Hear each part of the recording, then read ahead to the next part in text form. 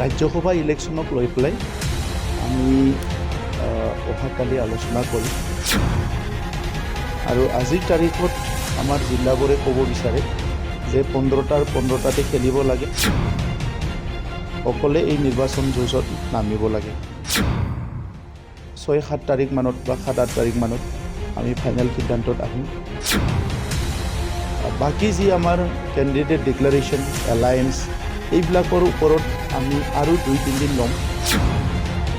তামোলপুৰৰ প্ৰাৰ্থী হোৱাৰ কাৰণে চিন্তা কৰি আছোঁ, দলে যদি টিকেটটো দিয়ে। ৰাজ্যসভা ইলেকশ্যনক লৈ পেলাই আমি অহাকালি আলোচনা কৰিম। আজি আমাৰ 10খন জিলাত নিৰ্বাচনী প্ৰিপাৰেশ্যন কেনেকৈ হৈ আছে ইয়াৰ এটা ৰিভিউ মিটিং আমি তামোলপুৰত কৰিলোঁ আৰু প্ৰত্যেকটো জিলাই খুব সুন্দৰকৈ কাম কৰি আছে আৰু আজিৰ তাৰিখত আমাৰ জিলাবোৰে ক'ব বিচাৰে যে 15টাতে খেলিব লাগে আৰু অকলে এই নিৰ্বাচন যুঁজত নামিব লাগে। তো এই কথাবিলাক লৈ পেলাই আমি পৰ্যালোচনা কৰিলোঁ। আমাৰ নেতৃত্বত আমাৰ 2জন MP আছিলে, MLA আছিলে আৰু কেন্দ্ৰীয় কমিটিৰ আমাৰ নেতৃবৃন্দ আছে। চ' হয়তো আমি 6-7 তাৰিখ মানত বা 7-8 তাৰিখ মানত আমি ফাইনেল সিদ্ধান্তত আহিম। আমাৰ কেণ্ডিডেটক লৈও আমি পৰ্যালোচনা কৰিছোঁ, ক'ত কেনেকৈ সম্ভাৱ্য কেণ্ডিডেট আছে, যিবিলাক নাম আহিছে ইয়াৰ ভিতৰত কোনজন বেছি ভাল হ'ব, এই কথাবিলাক লৈও আমি পৰ্যালোচনা কৰিলোঁ।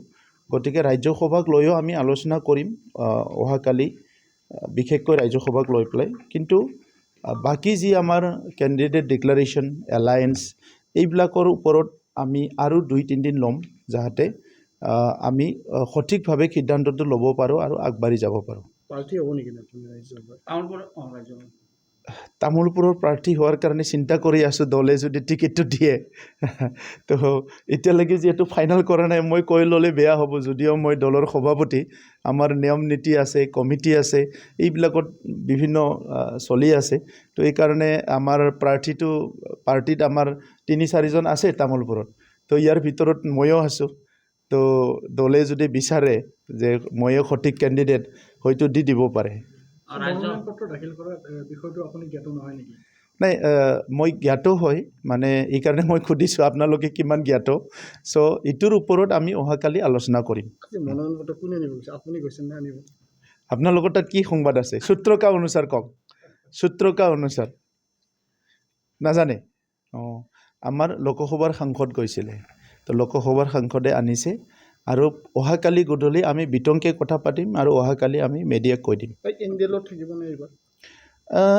এই কথাটো পাতি আছোঁ। BTC অঞ্চলৰ যিটো ডেম'গ্ৰাফি, ইয়াত বড়ো পপুলেশ্যন আছে, 2nd লাৰ্জেষ্ট পপুলেশ্যন মাইনৰিটি আছে, ভাল পপুলেশ্যন আদিবাসী আছে, বহুত ভাল পপুলেশ্যন আৰু আমাৰ বেংগলী আছে, অসমীয়া আছে, কোচ ৰাজবংশী আছে, সব জনগোষ্ঠীৰে ইয়াতে পপুলেশ্যন আছে, জনগাঁথনি আছে। চবৰো চিন্তাবিলাক বেলেগ বেলেগ, সব জনগোষ্ঠীৰ ইছ্যুবিলাক বেলেগ বেলেগ। চ' এই গোটেই কথাটো লৈ পেলাই আমাৰ দলত আমি খুব সূক্ষ্মভাৱে পৰ্যালোচনা কৰিছোঁ আৰু সুস্থিৰভাৱে আমি সিদ্ধান্তটো ল'ব বিচাৰিছোঁ যে ৰাইজে বিচৰা নিচিনা কেণ্ডিডেট, ৰাইজে বিচৰা নিচিনা সিদ্ধান্ত এইবিলাক লৈ পেলাই আগবাঢ়ি যাব বিচাৰিছোঁ। কাৰণ UPPL দল হিচাপে আমাৰ 40টা পৰিষদীয় সমষ্টি আছে, তাত আমাৰ দল আছে। আমাৰ 445টা প্ৰাইমাৰী আছে, তাত VCDC, তাত আমাৰ দল আছে আৰু প্ৰায় 3200 বুথ আছে, তাতো আমাৰ ধুনীয়াকৈ আমাৰ কমিটিবিলাক কাম কৰি আছে। তো এইকাৰণে আমাৰ চবেই বিচাৰে যে 15টাত খেলিব লাগে আৰু অনাগত দিনত UPPL দলটো শক্তিশালী কৰি লৈ যাব লাগে। মই শুভেচ্ছা জনাইছোঁ তেখেতক। দলততো আৰু আহে যায়, তেখেতে নিজৰ দলত ঘূৰি গৈছে। কিবা এটা মনোমালিন্য হৈছিলে চাগে, লিডাৰবিলাকৰ মাজত আহিছিলে আমাৰ তাত, তেনেকুৱা দলত অহা যোৱা কৰি আছে। অসমতো দেখিছোঁ, ভাৰততো দেখিছোঁ। এইবিলাক আৰু বহুত বেছি দলৰ কাৰণে চিন্তা কৰিব লগা বা কিবা বিষয় নহয়, এনেকুৱাবিলাক সদায় দৈনন্দিন ঘটনা। ভালে হৈছে, এতিয়া আমাৰ গোটেই তথ্যটো লৈ গ'ল। ইটোৰ ওপৰত তেখেতে এটা থেচিছ লিখক, PhD লওক, UPPLৰ ওপৰত ৰিচাৰ্চ কৰি PhD লওক, সেইটোকে বিচাৰিছোঁ মই। ইতিমধ্যে ৰাজ্যসভাৰ আসনৰ কাৰণে মনোনয়নপত্ৰ দাখিল হোৱাৰ কাৰণে আপোনালোকে পত্ৰ সংগ্ৰহ কৰিছে। সেই সময়তেই তামোলপুৰত ব্যাপক চৰ্চা চলিছে। আপুনি যদি ৰাজ্যসভাত যায়, তাক কি হ'ব? ভোটাৰ ৰাইজৰ কি হ'ব? ইতিমধ্যে BPFৰ প্ৰাৰ্থীও নিদিয়ে বুলি আমি শুনিছোঁ। সেই সূত্ৰে গম পোৱা মতে বিশ্বজিৎ দৈমাৰীয়ে ইয়াৰ NDAৰ তাৰমানে মিত্ৰজোঁটৰ প্ৰাৰ্থী হ'ব। গতিকে সেই ক্ষেত্ৰত কি ক'ব?